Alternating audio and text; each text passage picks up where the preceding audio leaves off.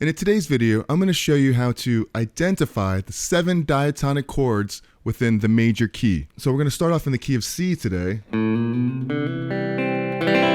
we're going to work a little bit in C, then we're going to switch the keys to show you that you could do this in any key. It really doesn't matter. And this is really the most important thing I feel in music to know. So you got the C major scale. Check it out. On the A string, C.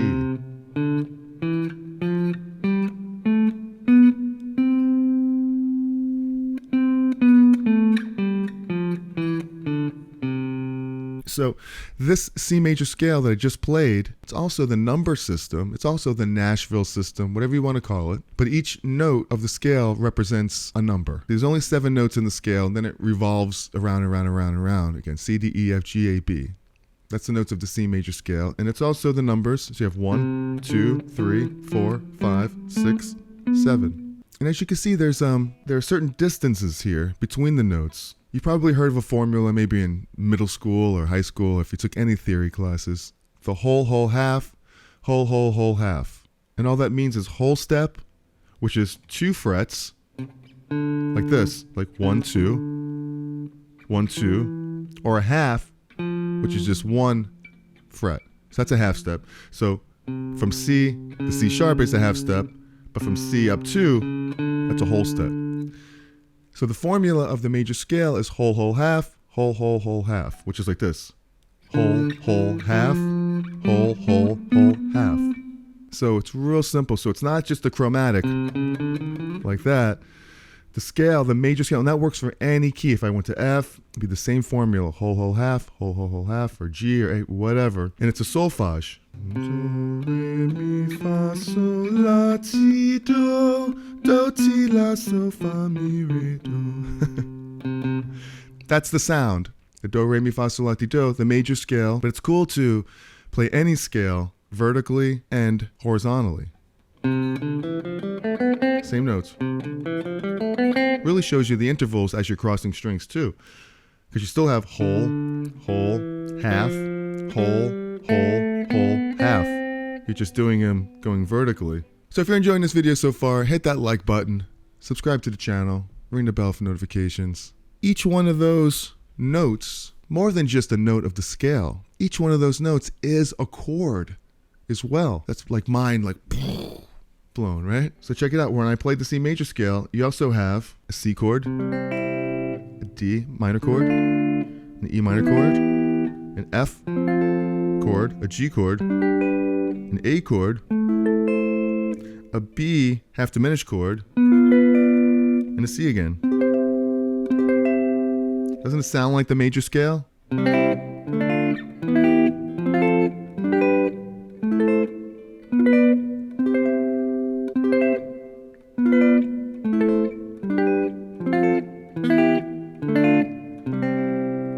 We harmonize the major scale by just playing the chords. And those are the 7 chords of the diatonic key of C. And it's the root notes are, but I built a chord on each root note.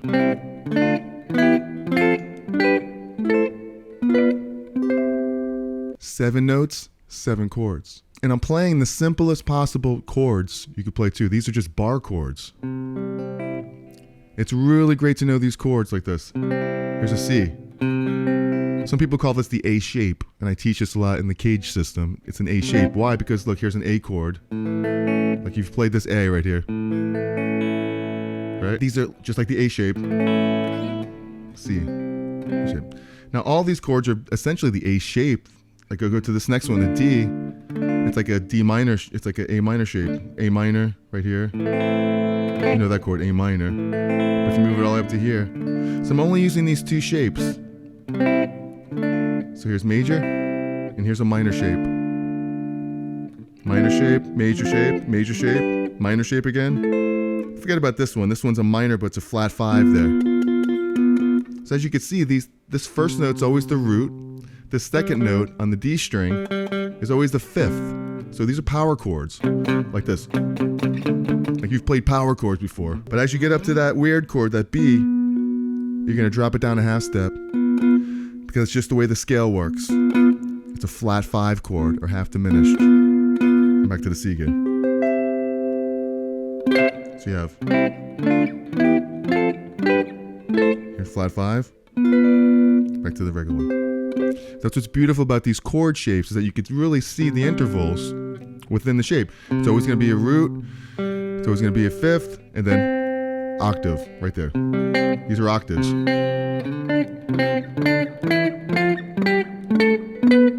Perfectly symmetrical. So you have the fifth going up. And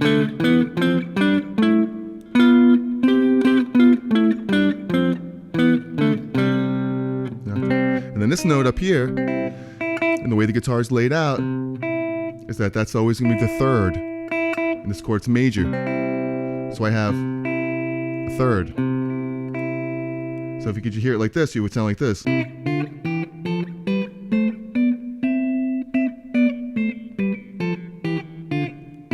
Sounds pretty, right? It's just diatonic. That's what we have. We have 7 chords based on this major scale, and that's how we did it. Just like that. And why is that important? With this, you could come up with your chord progressions. Now, here's where it gets really, really juicy. I did a video, like I was saying, it went over 1 million views on my YouTube short, which is totally crazy. I never thought that, I don't even know why it blew up like that. I guess people are interested in what the video was, and it was how to identify chord progressions by ear. And I started off learning it, showing it by ear, how I pick it up by ear, and then I broke it down, I analyzed it. Say it was a 1-6-2-5 progression. Okay, well, 1-6-2-5, look at the numbers right there. Anyone could look at that and go, well, I know what a 1-6-2-5 is. 1 is C, 6 is A, 2 is D, and 5 is G. I mean, if you know those Roman numerals, that's the number system. Why not keep it easy with only letters? Because, you know, if it's only letters and you wanted a chord progression that was 1-6-2-5, you would go, okay, well, it's a C. It would be a C, A, D, G. And that's great. By having the numbers, it really isn't that important, really. But it helps people when you can look at things a few different ways. Because then if you think about it in different keys, you'll start being able to tag this, meaning put a name to it. You know, it is a 1-6-2-5 progression. And those numbers mean something as well. They mean it's the order of the notes that are in there. Sometimes, you know, you could think of C, A, D, and G, and you wouldn't think necessarily that's what the order is, but it's good to know that those are the order of the notes, because each note has a purpose in a way. Each note has a mode. Each note has its own formula. So, you know, as we get deeper into this, we could start to realize what the number, and it's not that hard to really remember. And there's so many references to progressions, because this could be in any key. As a matter of fact, you know, we're going to do the same thing a little bit with A. So you could say, you know, now what's in common between these two keys, a 1-6-2-5, is that they're both 1-6-2-5s. Now we don't have to refer to the letters. We do away with that it's an A, F sharp, B, E, right there. Now we know it is just 2-5 no matter what key. So if there's 12 keys, there's only one 1-6-2-5. So we don't have to remember all of the letters and everything like that. We could just say, hey, it's a 1-6-2-5 progression, and know right off the bat, okay, I hear it. Plus, you'll be able to hear it. If you're listening to a song and you hear a 1-6-2-5, which sounds like this.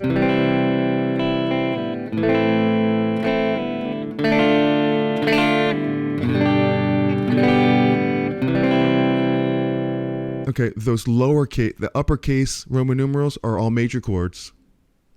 And it's always going to be the 1, 4, and 5, as you can see. And the lowercase Roman numerals are the 2, the 3, the 6, and the 7. Those are all minor. That 7 there, the B, that's half diminished. And we talked about that a little bit. That's the flat 5. So that's what that little circle means after it. But it's still a minor chord. It's just a little bit different. It's the one oddball out of there. It's a half diminished, not a full diminished, just a half diminished. I could tell you what the difference is as well. There's no actual diminished 7 chords in there. It's just a diminished 5 in there. Otherwise, it's like a regular minor chord. It's just has a flat 5. So it's a very common progression right there too, right? The 1-6-2-5. So the 1 is always major. The 6, look, that A, it's minor. The 2, D, it's minor. And the 5, G, major. So one of the common questions that I was asked out of the 500 plus questions that I had was, how do I know which ones are minor? And that video, I listened to it and I realized that it was a C note. I realized it was an A note. Then I realized there was the D note. I realized there was a G note. So what does that tell me, really, in there? It tells me, well, I have these 4 notes. I have a C, I have an A, I have a D, and I have a G. I mean, the first thing would be, well, I've heard this progression before.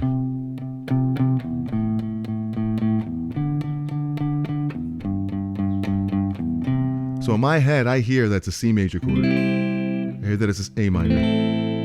I hear it's a D minor. And I hear it's a G minor. That's because I've been playing long enough to hear that stuff. But if you have it and you don't know, well, you could analyze it and go, well, I have these 4 notes. I have a C, I have an A minor, or I have a C, I have an A, I have a D, and a G. Well, there's no sharps or flats on that. And I could look at the C major scale right here, and I know that this is the home key, the home note, the C. Because it just kind of feels like it. It feels like the pull is resolving to this C. So I know it's the key of C right here. So if I look at the C major scale, I could look at that and go, you know what? The C, the A is in there. It's a 6. And I could say, well, the B or the D is in there. It's a minor chord, the 2 chord, and 5 is a G note. So I could also tell that the C is major by that. The A is minor because it's the lowercase Roman numeral. The D is minor as well. Or if I did it on the A chord with this bar chord, that's a 1 chord, that's 6 chord, 2 chord, and the G chord.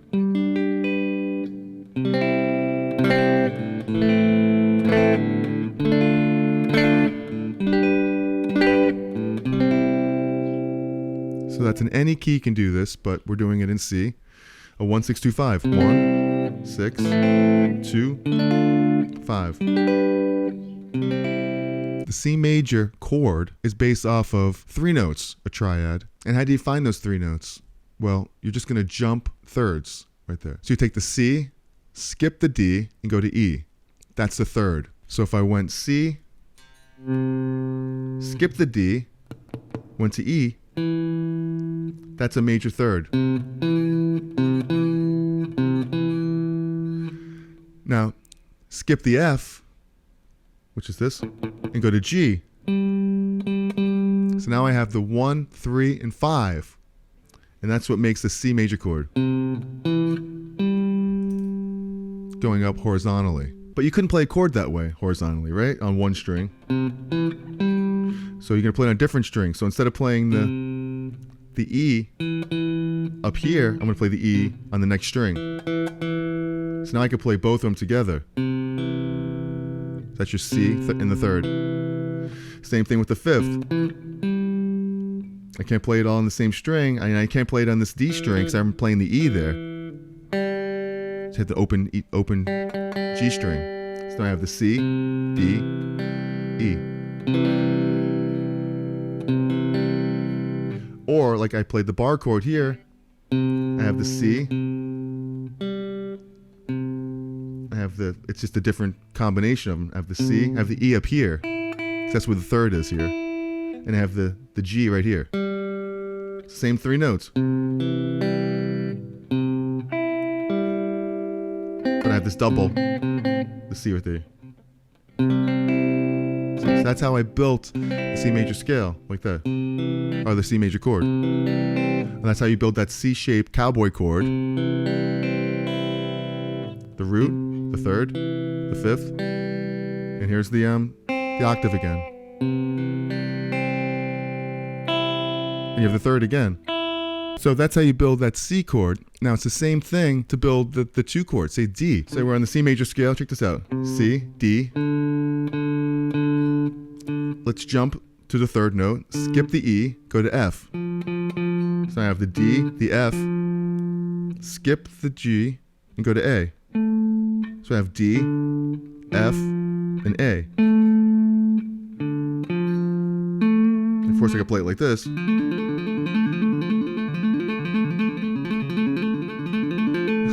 I'm not going to play it like that. I got to play it the same way I did the C. Here's the D, the next note, this F. I'm going to play it on the next string down. Here's the F here. And same thing here. A. I got to do it up here. Play the A here. So here's the D minor chord. And here's the D again right here. Makes it arpeggio. You start to see this pattern. Here's the C, D minor, and they're all the same way. Here's the E minor. So instead of going up this way,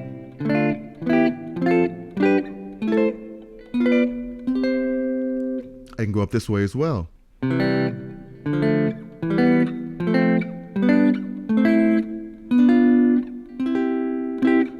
Here's a diminished, flat 5 right there. See, there's only 3 shapes, really 2. The C major shape and the minor shape. E is minor, right? F is major. Same as the C. Look. F, G, A minor, B minor, flat 5, C again.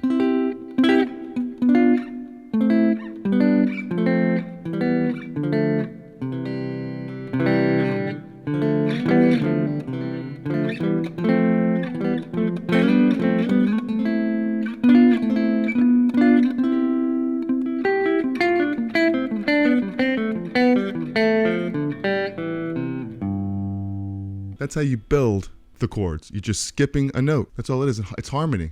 You're skipping a note. You're going in thirds. Okay? So you're hearing these progressions. You're getting them in your head. You've heard these a million times, these progressions. We're just putting names on them. Try it again. An A. Hey, everyone loves that key, but what's different about this A than C? Well, nothing as far as progressions go. It's just different notes. I mean, it's the A major scale.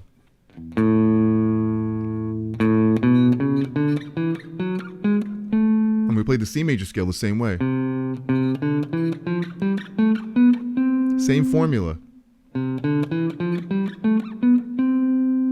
But we're doing it in A now, right? So we'll start in A, open A string.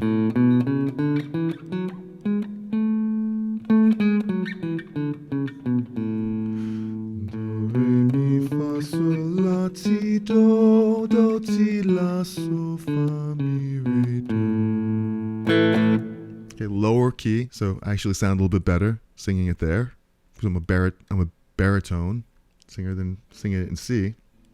So as you can see, C is here, A is a minor third down. So even though I'm playing the same formula, the same type of scale, it's a lower key than A. Unless I played it up here, you know,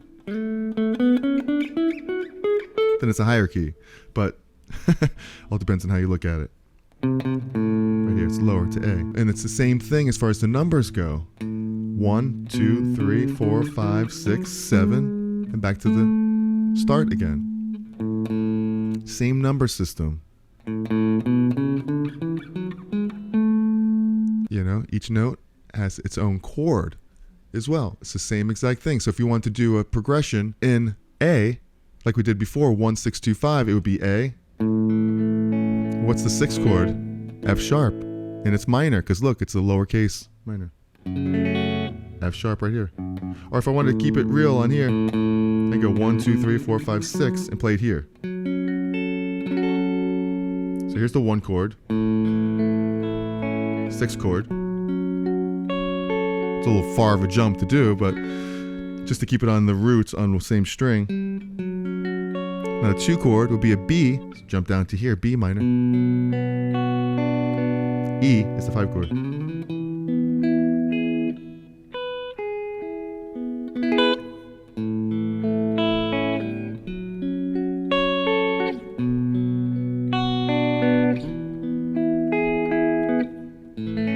Easier down here though.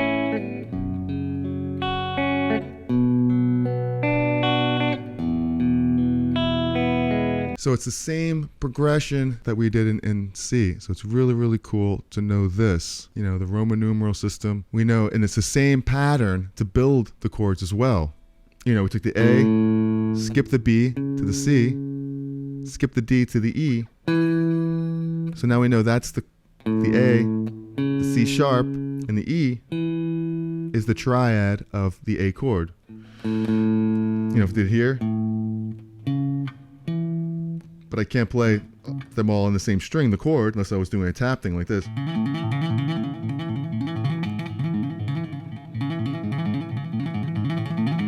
Which sounds pretty cool right there too. Rest in peace, Eddie Van Halen, my favorite guitar player. You play it like this, the A. Like this G shape right here, which is really tricky. Instead of playing, you can't play a full chord on one string. You have to play it here. It's the same thing, the same pattern going up like we did before, like we did in C.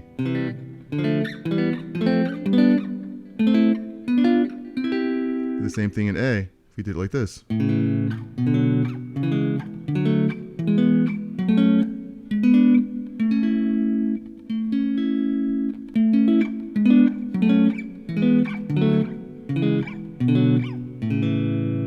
A major. I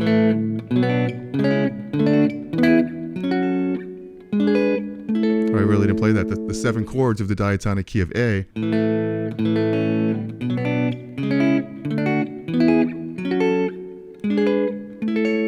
Sounds like the major scale. So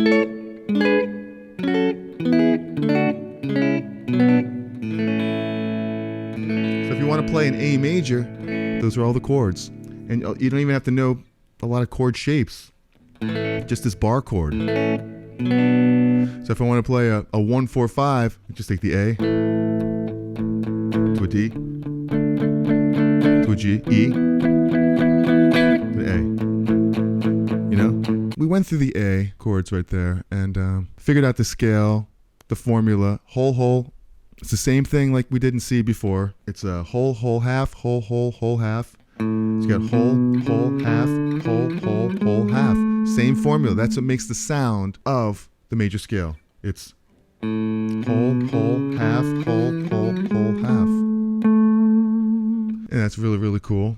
So, so each of the notes makes up its own chord, and we know based on the number if it's major or minor right there. So that's good to know. We figured out chord progressions within this. There's 2 5s. There's a B. A 5 would be E. And an A would be 1. Right? So we have a 2, B minor, E, A. I do have a guitar course. It's called the Essential Skills Collection for Guitar, where I talk about 4 topics. Talk about fretboard memorization, where you could just easily learn where all the notes are. The circle of fifths, which is very similar to this, the diatonic chords of a key, except you're looking at it in a circle. Because really what we're talking about today is the circle of fifths. Only you're just kind of knowing it in your brain. You're seeing it more vertically than if you were in a spirally circle of fifths. But essentially that's all the circle of fifths is what we learned today, but in a circle. Same thing. So it's really good to just understand it in your mind so you're not even thinking about it vertically or circularly. And then I go through blues soloing, and then I have a section on the blues soloing is cool because you got all these backing tracks and all these ideas as far as blues playing goes, which is theory, but it's all heart, In the blues, it's just like you just got to feel it, number one thing. Blues, easy to play, hard to feel. And then lastly, there's a part on the cage system in there, which is really cool to understand how that works. So check that out in the description, the Essential Skills Collection for Guitar. Thank you guys for hanging out. Remember, be cool, be kind, and be cherry. And I'll see you in the next video. If you want to see another video similar to this, based on the 7 chords of the diatonic key, I'll put that right up there. Until next time, I'll see you then. Love y'all. It's been a real blast, and I'll see you next time. Peace, y'all.